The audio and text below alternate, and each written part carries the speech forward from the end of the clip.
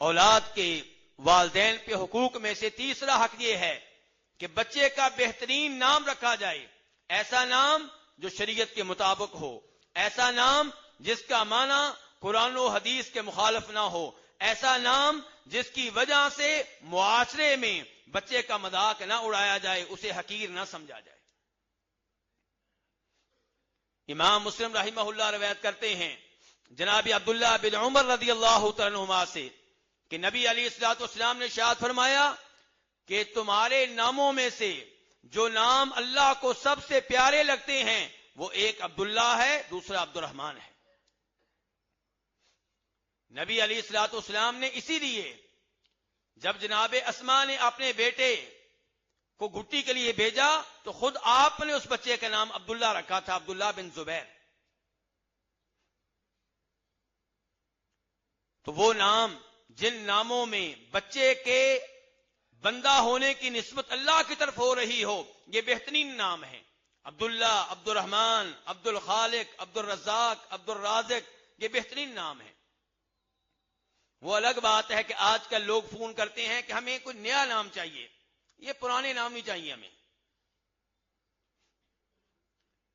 لوگ کافی ماڈرن ہو چکے ہیں، جبکہ نبی علیہ الصلوۃ والسلام نے کیا کیا تھا؟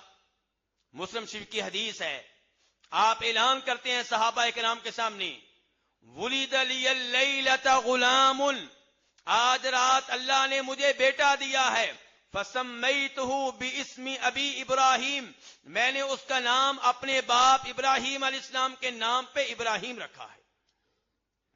بچوں کے نام رکھیں انبیاء کرام علیہم الصلوۃ والسلام کے نام پہ، صحابہ کرام کے نام پہ، یہ ہے طریقہ نبی علیہ الصلوۃ والسلام کا، یہ ہے طریقہ صحابہ کرام کا۔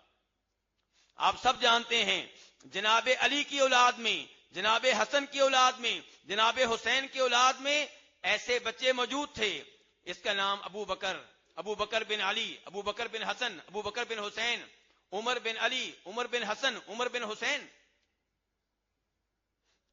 آل بیت جناب ابو بکر اور جناب عمر کے ناموں پہ اپنے بچوں کے نام رکھا کرتے تھے۔ ابو موسیٰ اشعری کے بیٹے کو جب لایا گیا، آپ نے گٹی دی تو آپ نے اس بچے کا نام بھی ابراہیم رکھا تھا۔ لیکن اگر ایسا کوئی نام ہو جس کا معنی شریعت کے لحاظ سے مناسب نہ ہو تو اس کو تبدیل کر دینا چاہیے۔ جناب عمر فاروق کے خاندان کی کسی بچی کا نام آسیہ رکھا گیا، آسیہ عین کے ساتھ، یعنی کہ اللہ کی نافرمان، اللہ کی باغی، تو نبی علیہ الصلوۃ والسلام نے نام تبدیل کیا اور آسیہ کی بجائے بچی کا نام جمیلہ رکھ دیا، یہ بھی مسلم شریف کی روایت ہے۔ تو بچوں کے وہ نام رکھے جائیں جو پیارے پیارے ہوں اور جن کے بچوں پہ اچھے اثرات پڑیں۔